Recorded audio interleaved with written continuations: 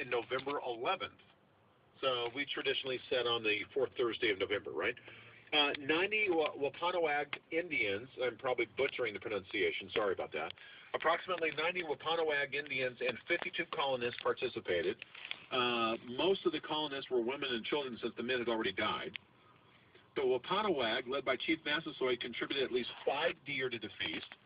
Cranberry sauce, potatoes, both white and sweet, and pies were not on the menu. Now, that was one of the first ahas for me when I found this years ago. No cranberry sauce, no sweet potatoes, no white potatoes, and no pies. 1621. The Pilgrims of Wampanoag communicated through Squanto, a member of the Patuxet tribe, who knew English because he had associated with earlier explorers. Beside the meals, the events also included recreation and entertainment.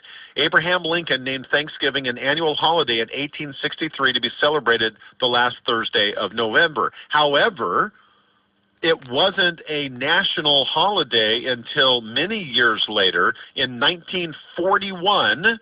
You can wow everybody tomorrow with this. 1941, Congress finally passed a law establishing Thanksgiving, the fourth Thursday in November of every year as the day of Thanksgiving and national holiday, and that was 1941. Now, this Martha Stewart lady I was telling you about. So imagine in your mind now, 1850s. The editor of this Martha Stewart lady, like nobody knows her. Women's World or something, or Popular Magazine that all the women read back then. Her name was Sarah Hale. Sarah was the editor of the magazine, and she had been looking at these traditions and things like that, and came up. Say more people know Martha Stewart than they know Frank Pastore. The tradition of Thanksgiving. Largely based, with all due respect to Frank, passage in his book and also in the letter.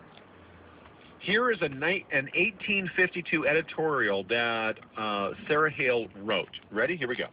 The American people have 2 peculiar festivals, each connected with their history and therefore of great importance in giving power and distinctness to their nationality. The 4th of July is the exponent of independence and civil freedom.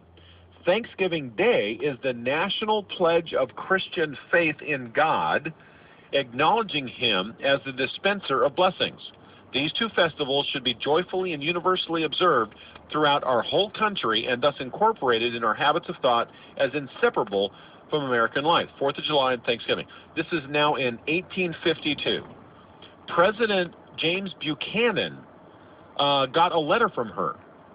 And she was asking, hey, make it a national holiday this day of Thanksgiving, what she just laid out. He said no. Lincoln said yes. And so Lincoln is the one that's credited, 1863, right in the heart of the Civil War going on, in which he did this. Now, she personally profited big time on this.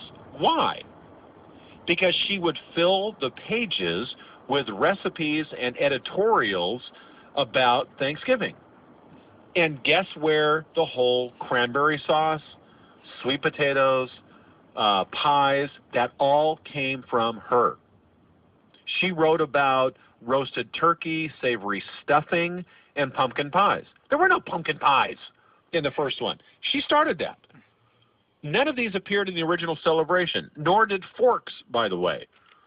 In 1858, she petitioned President Buchanan to declare Thanksgiving a national holiday. He declined. 5 years later, in 1863, Lincoln says yes, and now you know the history of Thanksgiving. That's the origin. So it was the celebration. The Indians had them, lasted for 3 days, the deer and all that. No cranberry sauce, no potatoes. That came later. The stuffing came later. The pumpkin pies played later. All in thanks, in large part, to a wonderful female entrepreneur named Sarah Hale and the Martha Stewart of her day. Now, quick break. When we come back, I want to ask you guys, what are you thankful for? Do you really want to do that? All right, the guys want to do the BB gun story. Did you guys hear about the BB gun story?